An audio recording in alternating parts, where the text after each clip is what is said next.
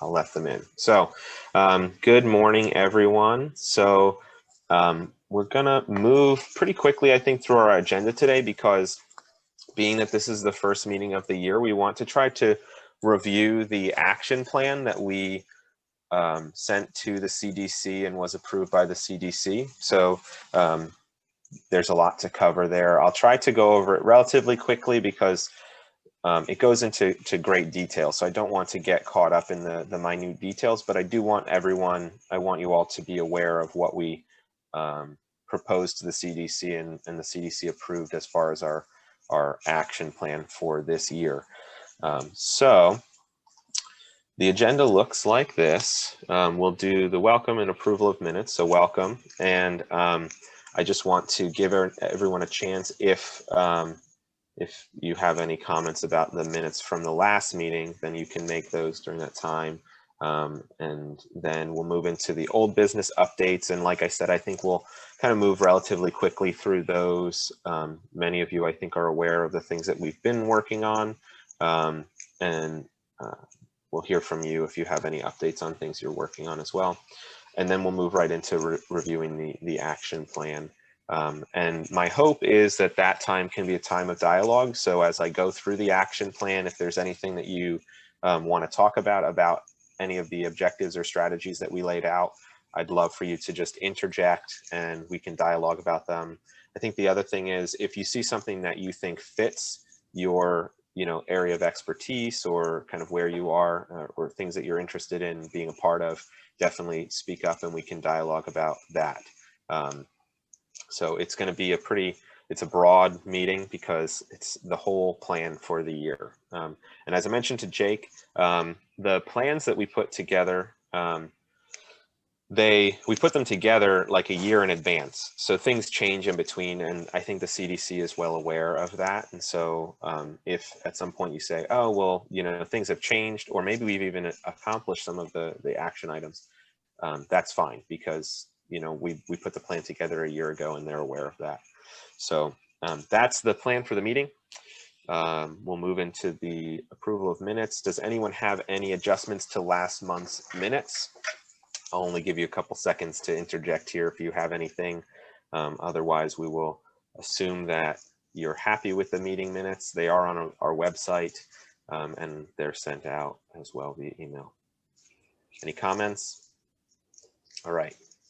So we'll assume that everyone is happy with the meeting minutes. If you do have comments or you'd like to suggest changes to them, you can contact Sarah and we can look at that. Updates on old business. So I want to give everyone the opportunity to make their updates. So sector reps, that would be Janice, or Allison, if you have any updates. Allison, you might want to hold off because you're involved in both the vaping task force and the communications task force. So maybe make your updates there. And Janice, if you have any updates for us, or if you want to mention anything that you think would be pertinent for the group. You're muted. No updates as of now. Okay. Asking. All right, thanks, Janice. And then we'll see if there's any board updates. Pam, do you have anything that you'd like to share as far as updates? No, I mean, we hope to schedule early February for our next board meeting, and so I hope to have some updates after that. Perfect. All right, thanks, Pam. All right, Allison, if you have any updates for the group, and I can fill in obviously if there's anything that I think would be important that you didn't mention. Muted. Thank you. The vaping task force has not met in quite some time. I think the summer was the last time that we started to organize and deploy some of the things that we had created. I think most notably was the poster campaign that we were really keen on getting into the school.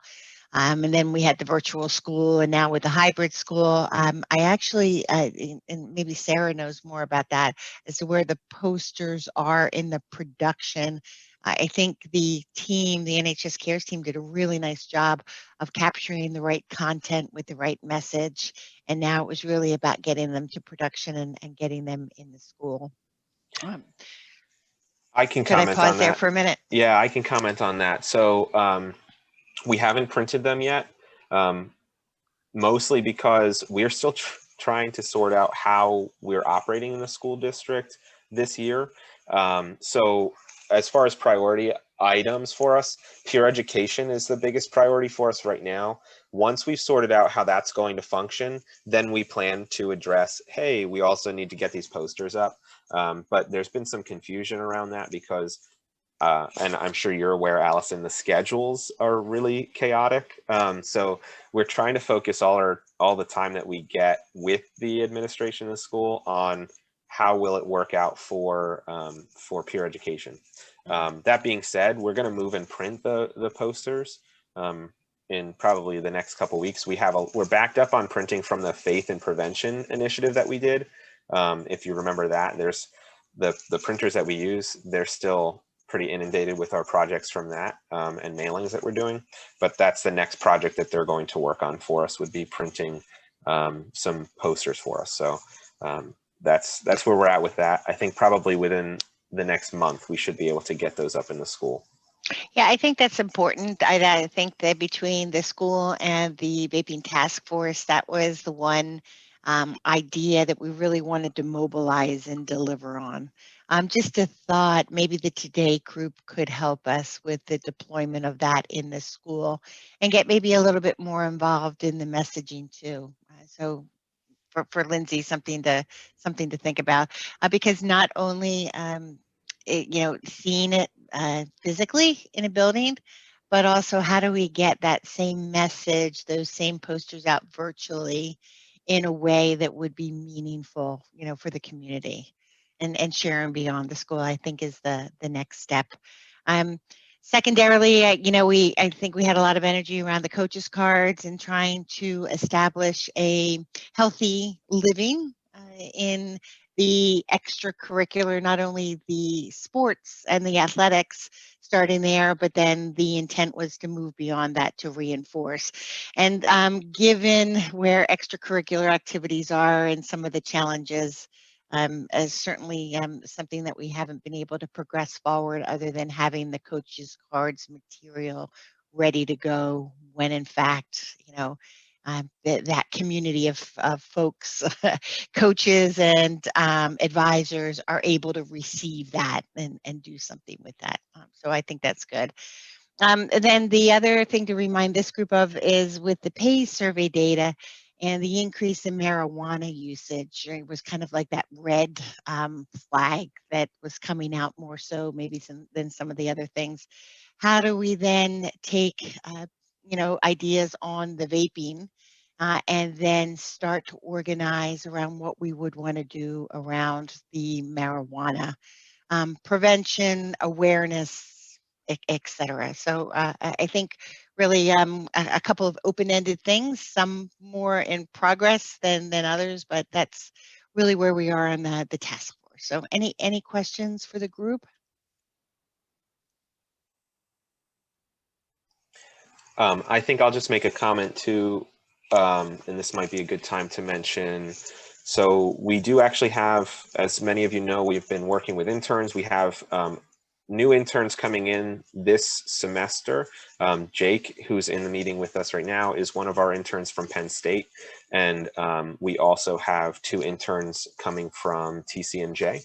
So they will be helpful, specifically, Allison, to your point about the social media side. So they'll be helpful. Jake is actually developing a year-long communications plan for us to map out when and how we'll be doing social media posts, email campaigns, as well as physical campaigns. And then we're really excited about we're excited about all of our interns, but one in particular, her name is Eliza, is coming in from TCNJ. She's a double major in public health and graphic design. So she'll be partnering with Jake on the communication side.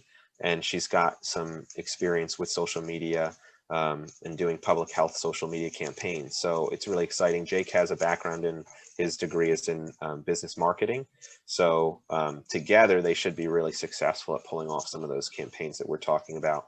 And Lindsay started a TikTok page for us. So, we're excited about that. We're starting to get into that world, and the students, I think, were excited about that as well. So I also wanted to just give an opportunity. There are some folks that maybe don't usually participate in our meetings.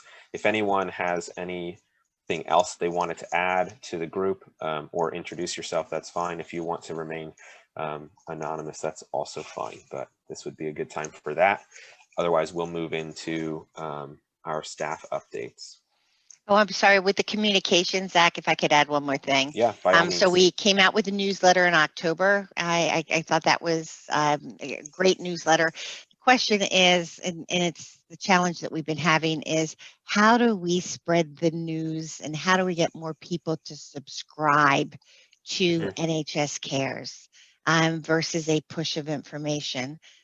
So we had talked about understanding or trying to get a list of folks who potentially would be interested and more actively connect them to the news that we're pushing out. And I think that certainly needs to be a priority for this calendar year to really kind of grow that following.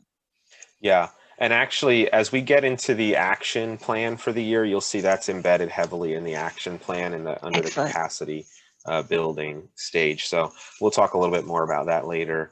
And then also, I guess, on that community or the communication side as well, I think it's important to note that we have basically about three press releases that we're working on. We're lining them up to go out. One is that we received the DFC award. So that'll be the next press release to go out. And actually, I think that's going out today is the plan.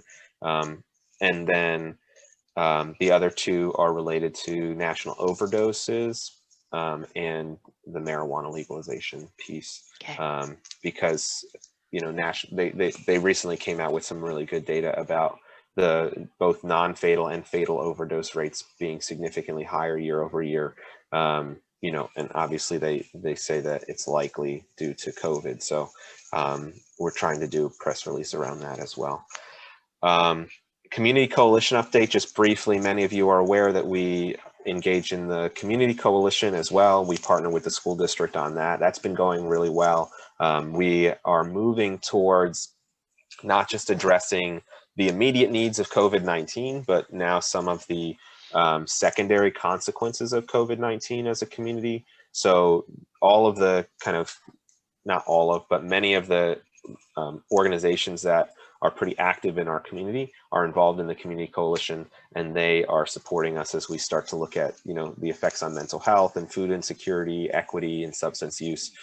So we're really excited about that. And then also the district is interested in trying to add more organizations now as well. So that's where we're at with Community Coalition.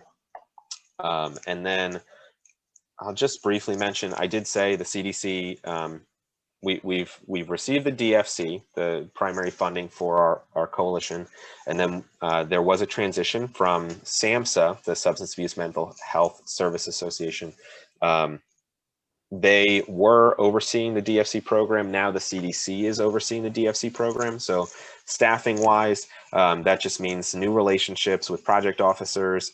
So we're making new contacts. We have meetings with them, and we'll keep you updated on any changes to the program.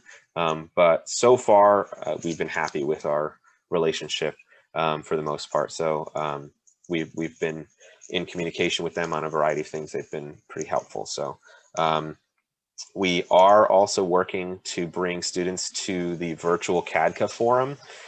So many of you know that we usually bring students to Washington, D.C. Next week actually would be the week that we'd be going to DC. This year the forum is virtual, so we're creating a hybrid option for students where they can gather in a pod, socially distanced with masks, and still participate in the forum, but kind of together.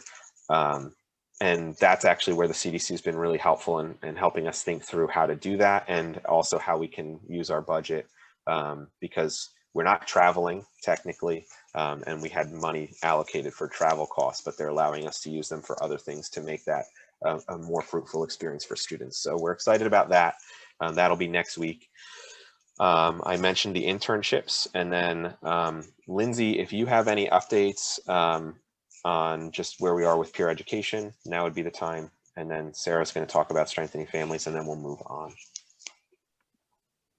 Great. So peer education, we're excited to bring it back.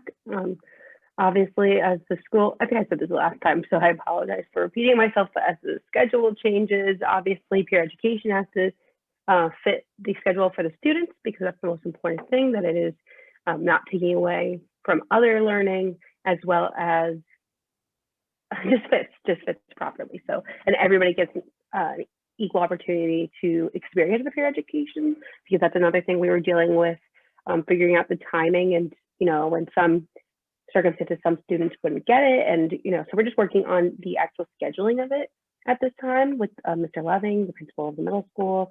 So that's kind of where we stand. We're working on that, and as mentioned, we're working on Cadka, and that's kind of my big thing right now. So after Cadka, peer education definitely will be back as #1 priority.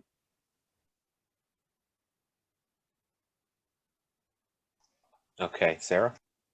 Yeah, so as Zach said, my updates would be strengthening families. As most of you know, we did have 2 halfway successful cohorts last spring, and we're hoping to kind of re-engage them now.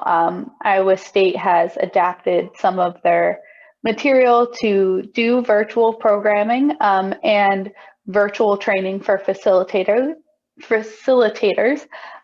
So we're going to start to look for some new facilitators. We're going to definitely try this spring to get the program up and running virtually. And there are some others in the county that have started this week their virtual programming. So I'm going to have an opportunity to sit in on that and kind of partner with them, so we can figure out how we, bring this back to the table safely and, make it engaging for families.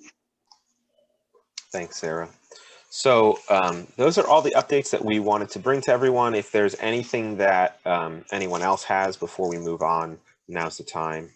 I'll just give you a couple seconds. Okay, so we will move on to new business. And basically for today, new business is just reviewing the action plan, because that's our plan for the rest of the year.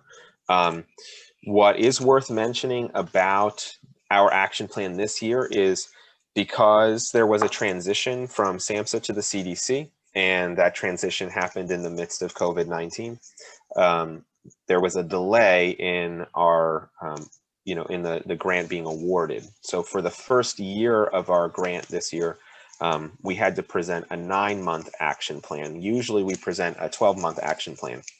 But they still required that we address each of their goals and their categories and objectives that they provide for us. So for the most part, it's a 12-month plan that was truncated into 9 months. It's pretty aggressive. So hopefully we're able to meet all of our objectives and action items in our action plan. I'll try to move through it, like I said, relatively quickly, because it is lengthy. And it's available, so if anyone wants to review it after the fact, it will be available, and the slides will make available as well with the minutes. But do feel free to interject or dialogue as I move through the action plan. I do hope that this is something that you can see pieces that fit kind of where you are in the community and what your role is, and places for us to partner with others too. So if you have ideas, definitely interject. All right, so the way that the action plan is laid out is there's 2 goals, and this is basically provided by the program. There's goal 1, which is increase community collaboration, and goal 2, reduce youth substance use. So every time that we write an action plan, these are always our 2 goals, and that's because it's the goals of the program. And then they provide some additional content within each goal section. So goal 1, increase community collaboration. Then they provided categories for us. So outreach and networking, public awareness of substance use and misuse issues, coalition communications and branding, community educations and training, general prevention activities, and build coalition capacity to collaborate. Now, those are the categories that they provide to us, and then we fill in specific objectives under those categories. Okay, so as I mentioned, we took a 12-month plan that has to address all these categories. We made it a 9-month plan that still has to address all these categories under goal 1, increase community collaboration. So this is the way that it's laid out when we write the grant. Basically, you see the category, and then the objective, and then the strategy that we'll use to address that objective or achieve that objective, and then all of the activities that we outline saying this is how we'll accomplish that objective. Okay, so the important thing here is that under outreach and networking, we said that we would strengthen current partnerships and increase from 2 to 8 community partnerships by 9/30/21. So by September, the end of September, our goal would be that we would increase from 2 to 8 community partners, so 6 additional community partners. And I think we're actually well on our way because of the community coalition that we're involved in, right? So in a lot of ways, we could actually say that we have already achieved this, but we'll continue to follow through as far as collaborating with local businesses. And you'll see later in the action plan, there is an opportunity where we want to talk about local business training. So I think that's where we're going to focus a little bit as far as increasing these community partnerships. Questions about that objective? Okay. The next objective under public awareness of substance use and misuse issues was increase our digital marketing of prevention messaging by 20%. And we laid out 82 digital messages were distributed in 2020, and 98 is our goal for 2021. Again, I think that this will be pretty easily achieved, especially because we brought in interns specifically to help us with this. So our hope is that actually we'll see an increase just in the spring semester because we've got people specifically working on this. Questions about that? All right. The next one is under coalition communications and branding. Our objective is to increase by 11% our average number of email opens from 81 to 90.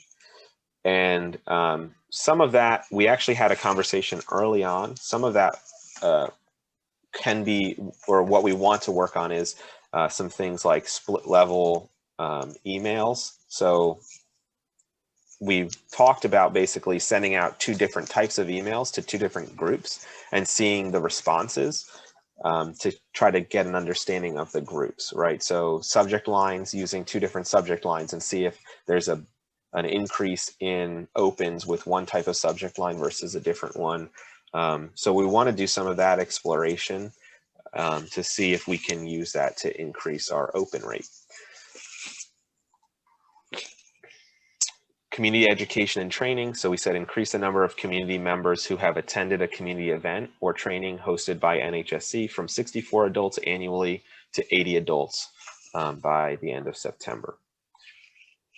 So I think a lot of this goes along with just the kind of marketing piece, right? So if we're able to reach more people and we're able to convince them that what we're offering is valuable, then we'll have that increase.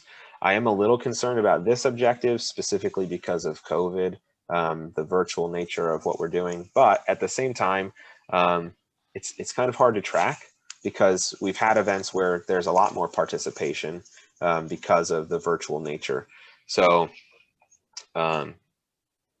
yeah, we'll have to look at how we're measuring this one as well, because so I guess the question would be, do we want to measure if folks after a meeting downloaded the meeting and watched it, right? Does that mean that they participated? So in some ways, again, it may be easier for us to get that number, because if we're including that as someone who viewed or participated in our community event, then we'll probably have more people. So if you have input or you want to talk with us about how we could go about trying to increase this and reach this objective, by all means, talk to us,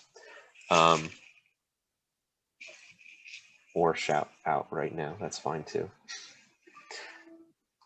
The next category is general prevention activities. It says increase by 20% the number of it pays to know one-pagers distributed annually from 350 in 2020 to 420 in 2021. And that one, if you remember, is the piece that we put together that says on one side, it says it pays to know, and it's got data from the local school district, from the pays report, and then on the other side, it pays to partner. That piece, we've had conversations in the past about that piece actually going out. The vaping task force had talked about actually walking around their communities and putting them in people's mailboxes. So that may be one of the ways that we would be able to actually implement that. But again, we actually are not sure about this because of COVID too, right? We're handing less paper materials out. So when we made this goal, it was actually before COVID, kind of going into COVID, that we made this goal, and by no means did we anticipate the impact being what it is right now. So this may be a goal that we have to adjust or consider alternatives for achieving it. Thankfully, in my experience, the DFC program is not upset when we don't meet these specific goals. They just want us to try to follow through with them as best we can. So they know that we wrote them a year ago and things change in the midst of that. So build coalition capacity to collaborate. So we want to increase average attendance at coalition meetings by 50%. So from 8 attendees in 2020 to 12 attendees in 2021 on average. And again, I think in some ways we're already doing this because we have 2 coalitions now. So we have the NHS Cares Coalition, we have the Community Coalition. We're all working on the same thing. So those meetings, both meetings count towards that number. And so I think, you know, Janice, you've been involved in that. You can probably say between both meetings, I'm sure that we're actually already meeting this goal, which is great. And we didn't know that we would be doing that when we wrote the goal. So yeah. Build coalition capacity to collaborate. There's another objective there. Increase from 0 in 2020 to 5 by 20. That's supposed to say 2021. The number of unpaid staff supporting the NHSC mission. So this is volunteers, right? Basically, what we've talked about was creating specific volunteer jobs. Now, again, COVID may make this difficult because originally we were thinking that we would target kind of the retired community, that they would be able to come in the office and work with us. And now with COVID, we're having limited office hours, and meetings and things like that are all virtual. So I'm not sure that we'll be able to target the same population for this role. So if you have ideas about how we can expand this, definitely let me know. We actually also talked to the school district about their APEX program because they're looking for ways to get their high school students more involved in the community, get them internships and that type of thing. Technically, we weren't considering internships for this. We were considering kind of a more long-term position, volunteer position. So,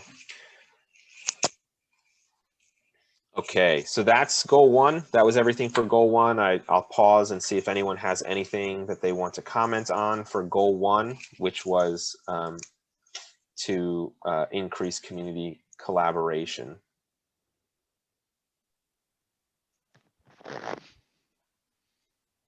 No, looks good, Zach.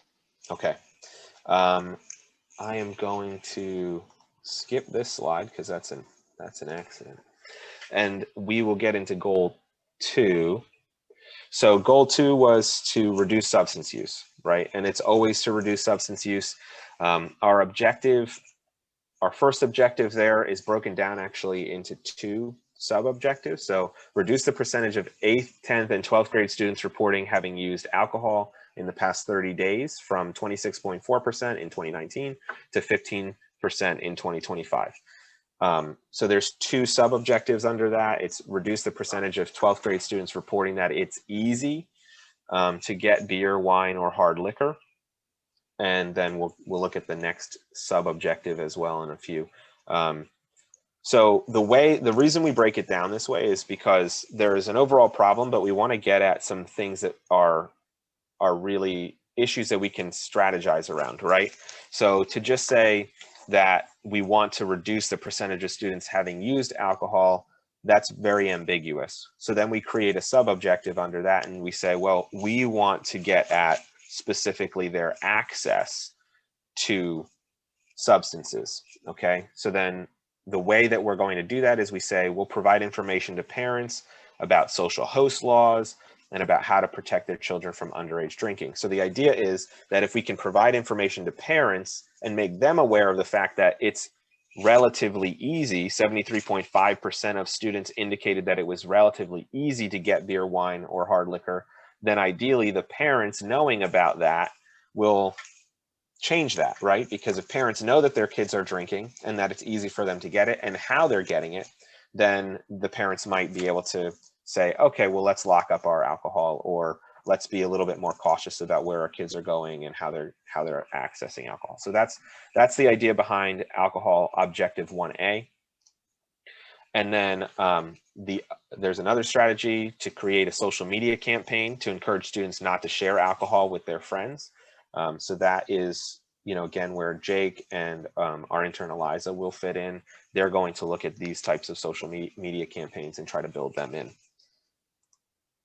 And then reduce youth access to alcohol through business or law enforcement partnerships. So one of our goals is to really increase our communication and collaboration with local businesses and law enforcement.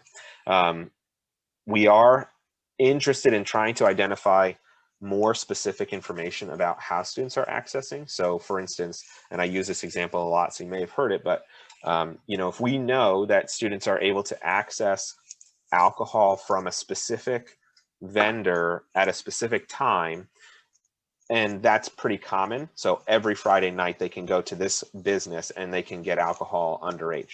Then what we can do is we can look and see what are the kind of recurring conditions there. So if there's a person that always works on Friday nights at that business, then maybe that person needs training. So one of the things that we'd like to talk through is the business and law enforcement partnerships. If we can identify where the businesses that are having these issues are, and then if there's any recurring trends, then we can provide the training that they need to address that issue. And for law enforcement, we want to talk with them because if they're having an issue with maybe trying to find the students that are dealing with this or where these kind of exchanges are occurring, then we want to try to help them with that as well. Okay, objective 1B under reduce youth alcohol use is reduce the percentage of students who believe that it's either not at all wrong or only a little bit wrong for someone their age to drink alcohol regularly. So again, that's going to be involved in our social media campaign. So the social media campaign is going to try to address both, the one regarding alcohol use.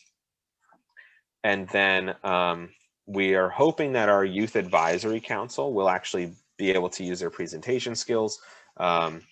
And this will be through peer education. They'll be addressing this with peer education in the lower grades, like middle school and elementary school. So again, that's changed a lot. So when we wrote this, we didn't anticipate having to adapt the peer education program as much as we have, but we'll still be able to accomplish this, but we may have to make some changes as to how we're doing that.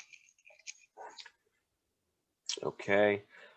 Review and assist with selection of curriculum, program, and policy changes. So again, at the time when we were writing this, we were meeting regularly with the Wellness Committee at New Hope Solebury School District. The Wellness Committee has not been meeting because of COVID. So I actually have it on my agenda to bring up the Wellness Committee at the school district and see if they want to continue to meet virtually because they have not met since March, really, I think was the last meeting that we had with them.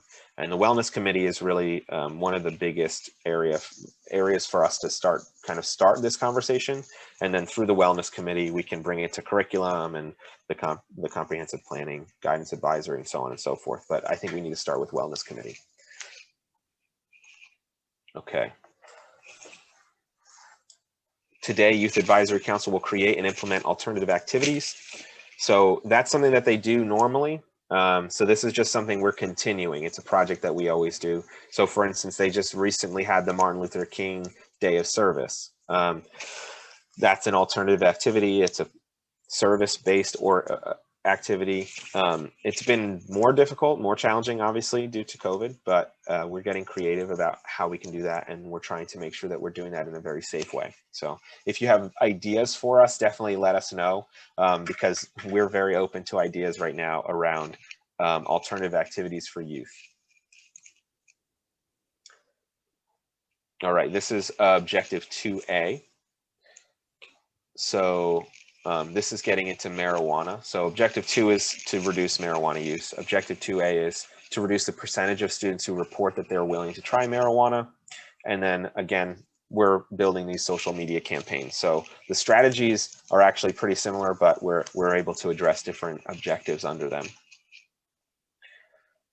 We have been talking with the vaping task force about a vaping cessation program. We have kind of put that on hold because in a lot of ways that's going to be very difficult right now. But I think there's ways for us to continue to research this. We'll just have to keep it in the loop with the vaping task force. Today, students are going to research current marijuana trends, update and implement peer education programs. So again, that's a continuation of a program we already have. This is where we're kind of straying from programs we already have. We've talked about creating no vaping and anti-vaping signage where high use occurs in high school and middle school buildings. And then you'll see also for the public spaces as well. So both of those are going to take a lot more legwork than some of the other projects because the other projects are ongoing. We've been doing a lot of those things already. This is going to take research as to where high use spaces are for vaping marijuana, and then it's going to take research into local ordinances and things like that. This is a project that we will likely offer to our interns, so we'll see if an intern would like to take it. We do have another intern coming in this year, this semester. His name is Brian, so I would imagine that this might be something that he would be interested in, but we haven't had that discussion yet. But that would be, an opportunity for him to do a lot of research around local ordinances, and then basically put together the proposal that we would take to the school and to the town. Questions about this, or does anyone have any comments or wisdom that would help us as we kind of go about planning this?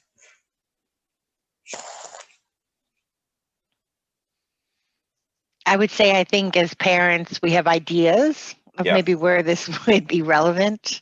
It's the legwork and making it happen.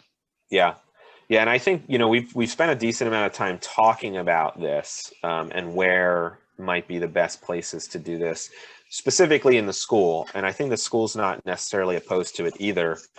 So we would just have to make it happen with the school. That's going to be easier, I think. In the town, though, we have less information about where I think vaping is happening. So, and then, there's more hoops to jump through in the town as far as ordinances and things like that. But that's where I think our partnership with the local police department will be helpful. So we'll reach out and see if we can dialogue about that and see if they have any information that would support our case for the need here. So, yeah. Okay. Next,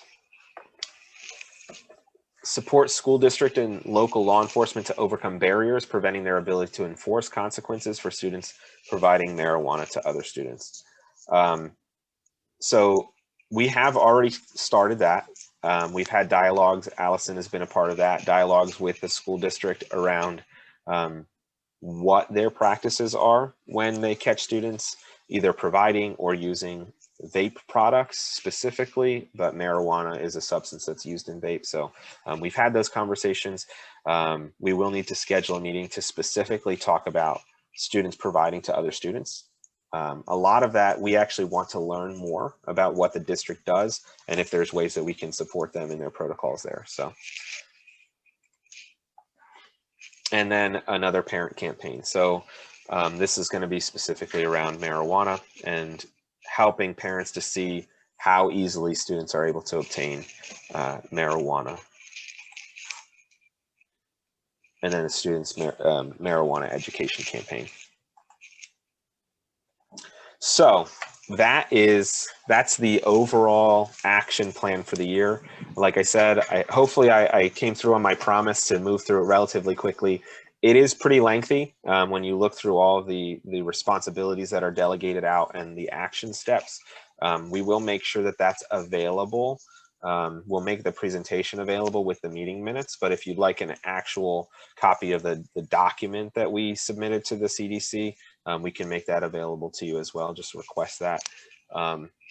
So at this point, I kind of want to open it up for dialogue, discussion. We've prioritized these items, and as I mentioned, many of the items that are in the action plan are things that we are already doing. But some of the big things that I think we're not doing and we will need to address specifically this year would be those local partnerships, the anti-vaping zones, right? And then some of the capacity building that was mentioned earlier in the action plan. So one thing that we had talked about earlier with the capacity building is to get more people on our email list was to contact local partners we already have and ask them if they would be willing to advertise our email list and basically just promote a subscription link. So if we created a draft email that could just be forwarded on to constituents or clients at local businesses saying, you know, here's New Hope Solebury Cares, this is why we support them, and if you're interested in learning more, just fill out this subscription link. So I would really be interested in hearing feedback on that. If anyone has any comments, do you think that you or your organization that you come from would be interested in partnering with us in that way? Ideas there?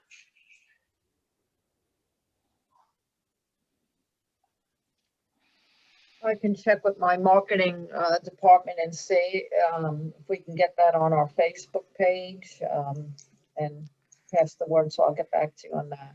Okay, thanks, Janice. I appreciate that. Anyone Also, else? Yeah. I know New Jersey Mike's moved in next door here, and they're very community oriented. So there's somebody that might want to get involved.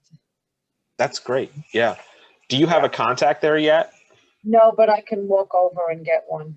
Yeah, that would be great. If you can grab a contact for us and just pass it along, and then, you know, Sarah and myself can reach out. That would be awesome. I'll do that and get back to you on that. Perfect. Thanks.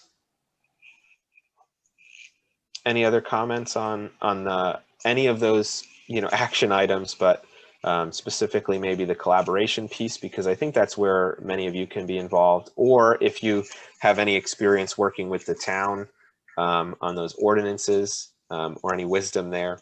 What we will likely do is, as we come up on each of these projects, we'll be keeping you updated on the projects, and we'll ask for help. So if we come up on a project and you feel like, oh, that could be a good project I could be involved in, then the opportunity will be there and you can let us know. And we would obviously be more than happy to invite you in to work with us on those specific projects.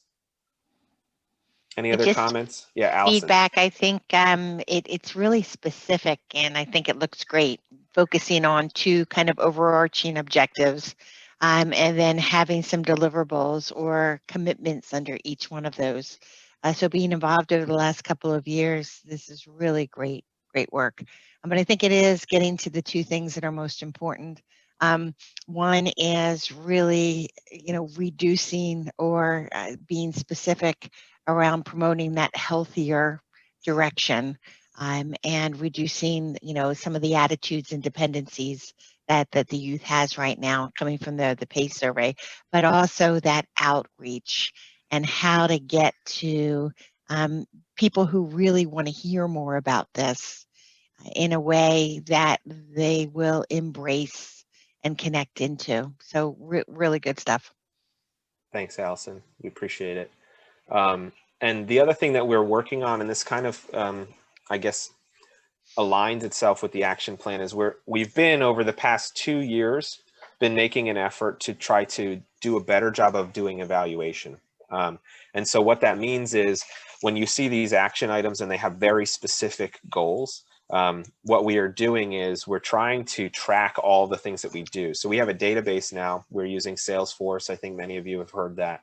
We're using Salesforce database. And so everything that we do, we input it into Salesforce, and then we code it with different, under those categories and different things. So that way, at the end of the year, we can pull reports and we can say, okay, this is what we've done, and do the statistics line up, right? So we said we wanted to increase by 5%. Did we do that? And then we basically put together an overall evaluation report at the end of each year. So if you're interested in helping us with that too, because you're really interested to see how successful we've been, or if there's ways for us to become more successful, that's where that evaluation piece comes in, because we basically can look at, in the past year, how successful were we at accomplishing those goals? Where were our strengths and where were our weaknesses? One of the biggest things that has come out of our evaluation over the past 2 years, aside from the fact that we needed to do a better job of evaluation, which we are working on, the other piece is just that community collaboration piece. And so what we've seen in our community is that we have a lot of people that are partners, in the sense that if we were to reach out to them with a very specific ask, they would be more than happy to partner with us. But we don't have a lot of people like you folks who just come to the meeting and dialogue and then offer your suggestions and feedback and then take that role and just run with it, right? So that's one of the areas where hopefully some of that the capacity building will come into fruition, where we have additional partners, because our reach is farther. But if you have ideas around that, that would also be helpful, because, like I said, that's been two of the areas of weakness that have come out in our evaluation over the past year. Zach, just a thought. So as we try to connect more meaningfully with the community organizations that potentially can spread the word and become the advocates for folks to hit that subscription link, it would be great to have the newest newsletter as the sample of, here's an organization that we support, here's their latest newsletter, and kind of give that that advocacy or that recommendation for us. Yeah, and usually we put out the next newsletter, I think February, March is the goal. Okay. So it's something that, now that we have Jake, he's going to be working on that. And I think the plan is actually that the one press release, if not both press releases, will be components of that, so that we're not, creating extra work, right? We can kind of take things that we're already doing and implement them into that newsletter. So, but Allison, if you are interested, I don't know. Jake, I'm happy to help you. Okay. Yeah, that'd be great. So Allison and Jake will get you connected. And then when Eliza comes in too, I'm sure that she'll be able to help with the graphic side of that. And just kind of overall, the public health side is, it's phenomenal. So in the last, 5 to 7 minutes here of our meeting, I just want to say thanks to everyone for joining us. We do have our next meeting planned for the evening, because if you remember, we had talked about going back and forth morning and evening. But we have been talking about, it seems like we've had more success with the morning meetings. So I did want to offer that up before we closed our meeting for dialogue. For you all, what do you prefer? Do you prefer the morning meetings, or do you prefer the evening meetings, or do you not mind either one? I think it would be interesting to try one more evening and see what you get. And if it's not any better, then stick with whatever works for the majority of the group, because I think most of it would be daytime focused at that point. Okay. Janice, what were you going to say? I was going to say something else, but I like what Allison said better than what I was going to say. So. I just am connecting the dots. Janice, are you a Cornerstone? Yes. Yeah. Okay. Yeah.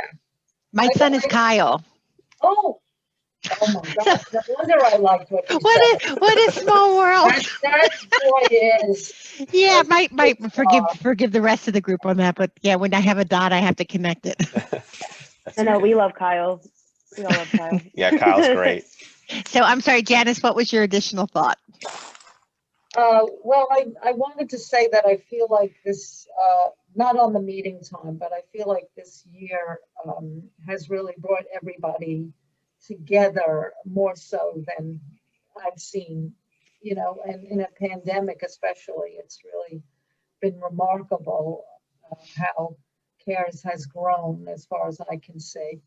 And I know that has a lot to do with the board and, you know, Zach and Sarah and Lindsay. And I'm very appreciative of it. And I like working with the school board and this board and everybody coming together. It feels like there's a lot more strength behind this purpose. I just wanted to say that. Appreciate it. Growing. Yeah, I will say we're very excited. And also, I mean, the fact that we've consistently had at least 3 interns all year so far has been phenomenal. So the ability to work with some young folks who are passionate still, maybe not as burnt out as, you know, some folks might be. So that's been really exciting. And that's kind of a new piece too that came out while we were in the midst of COVID. So there's been a lot of changes that have happened this year. So I will take that advice, and we will keep the 6:30 to 7:30 p.m. time for the next meeting. And then we'll reevaluate at that meeting whether or not we want to keep the 6:30 alternate meeting times or go back to just morning or evening. Any closing questions or remarks before we close up? We've got about 3 or 4 minutes here. Otherwise, I'll let you go early. You can go freshen up your coffee before any next meetings. All right. Good stuff. Thank you. Yeah, I appreciate you all. Thanks so much, and have a great rest of your day. All right. Bye. Yeah. All right. Bye-bye.